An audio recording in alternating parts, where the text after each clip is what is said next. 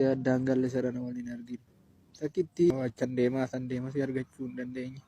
Siifuutii adiitii. Takkittii addaan galle. Addaan galle uddeetii. Addaan galle can deema barbaadee si dhabeen talatu.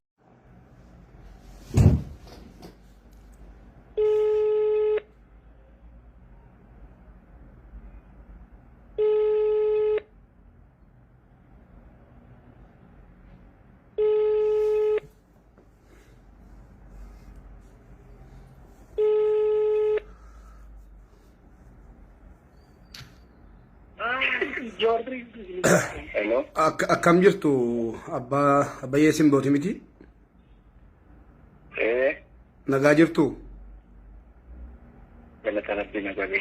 Nagaa amma sirra deebi'eessini bilbilee mubaarakuu sammaati. Lakkoofsa keessan immoo hiriyaaluma keessantu naa kenne. Amma dhimma mucaa keessanii kana torbee tokkoon boodan dubbadhaa naan jettanii turtanii. Keessumaa waan irra jiruuf lammata immoo gaddagaa waan jiruuf. Daqiiqama. Simboo Biraanuu jedhamti. Isin Obbo Biraanuudha? Mucaan keessan rakkoon kun yoomirra ga'e? Gaafa guyyaa 21 jechuun roobii. Roobii darbe, roobii dheengaddaa jechuudha. Sa'aatii meeqa naannoo sa'aatii meeqaatti mana dhabdan? Toora sa'aatii 9. Guyyaa. Guyyaa toora sa'aatii 9 ture. Rakkoo isaa ammaaf adda bahuu baatus. Mana yaalaa deemteetti? Jechuun rakkoo mana yaalaa deemteetti yeroodhaaf akka waan ishiin fuutee hojjettetti fudhatame ture.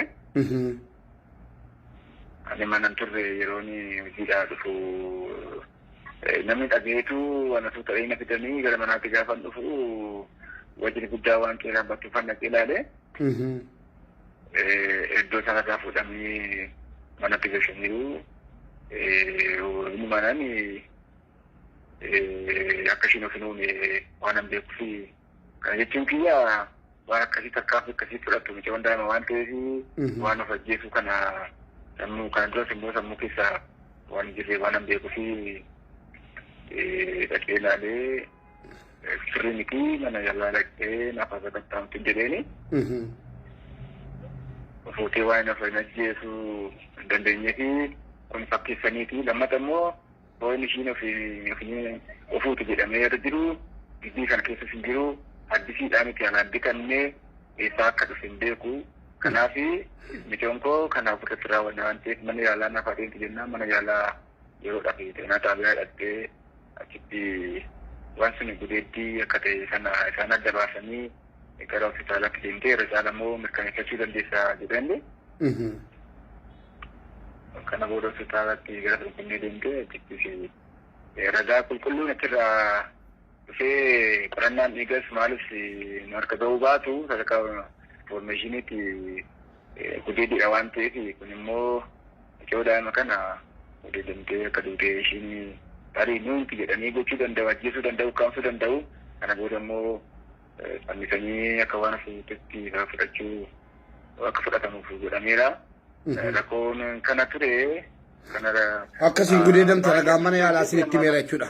Manni yaalaa akkasiin gudeedamte ragaa himeeraa jechuudha.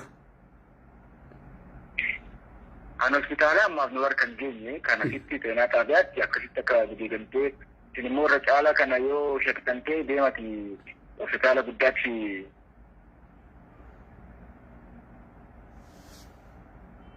Bilbila saddaan cite yaani namni si shakkitan yookiin immoo wanni adda isinii ba'een jiru jechuudha amma waan adda. Hello. Abeet. Neetworkiitu addaan ciccitaa jira. Amma xumura irratti wantan isin gaafadhu namni itti gaafatamummaa fudhate yookaan immoo qaamni qabamee ni jira gochaa mucaa kana irratti raawwateef namni qabamee hidhaa galee ni jira. Namoonni 7 kan to'atamanii jiran jiru warreen gibbii sana. Qaama isa raawwate osoo hin taane qaama informaashinii sana kennuu danda'u kan immoo yeroo sanatti waan gibbii sana turanii arguu danda'u warra jedhamee shakkamanii namoonni sadan tokko Sagaraayyoo kan warra kireeffatanii bulanii qorannoodhaaf waajjira poolisiitti qabamanii jiru. Warroota dhiiraa immoo gocha kana hojjechuu raawwachuu ni danda'u warra jedhamanii ammatti wanni to'atame dhageenyu information akkasii hin qabu ammaaf.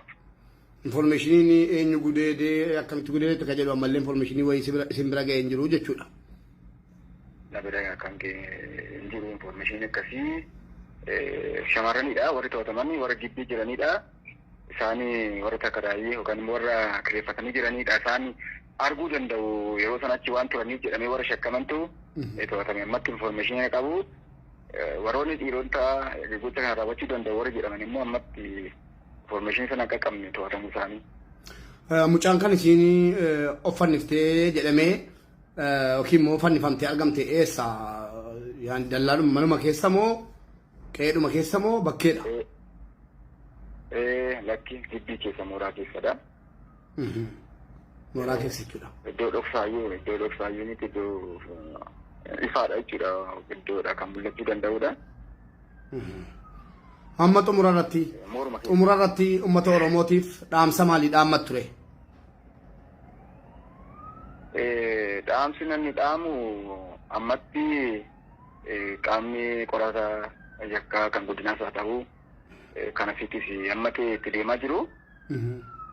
Isaan irraa darbee immoo uummanni Oromoos biyya keessan biyya alaa sagalee ta'ee haqni kun akka bahuu danda'uu fi deeggarsa naa godhanii gaariidha. Ulfaadhaa galatoomaa haga dandeenye sagaleen taanaa obsa siniif kennu haa ta'u akkamitti jirti haati gaarii jirti obsiteetti. Ammatti rakkisaadha mucayyoo dhabuun qabne waan dhabneef amma danda'anitti qaama maal gochuu dandeenya. Obsuusoo baanne wansa waan laphee nama cabsuudha waan ta'eef ana qofa osoo hin taane uummata naannoo kanaa irratti bahaa guddaa ta'edha.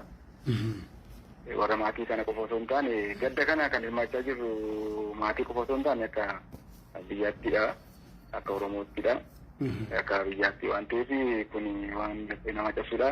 Ta'ees hin beeku naannoo kanattis dhagees waan hin beeknedha waan haaraa nuti ta'e kana baay'ee gaddinee gadda kana immoo uummata Oromoo hunda waan ta'eef ana qofni hin dhabne uummata Oromoo hundatti dhabe waan ta'eef nama kana kanaaf amma danda'amaa ta'etti jajjabaachuu yaalla.